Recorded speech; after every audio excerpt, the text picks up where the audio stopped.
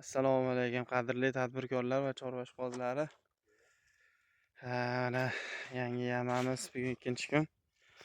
Suzgilar gulab chiqarib beryapti chiroyli holatda pashkamakka, sariq.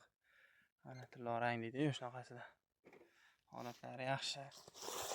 Nonlari mana urilgan. Holatda.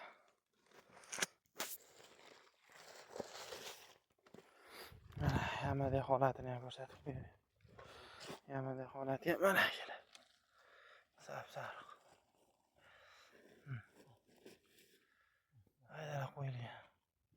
Quyosh bo'lyapti. Labbi. Ha, asr bo'ldi.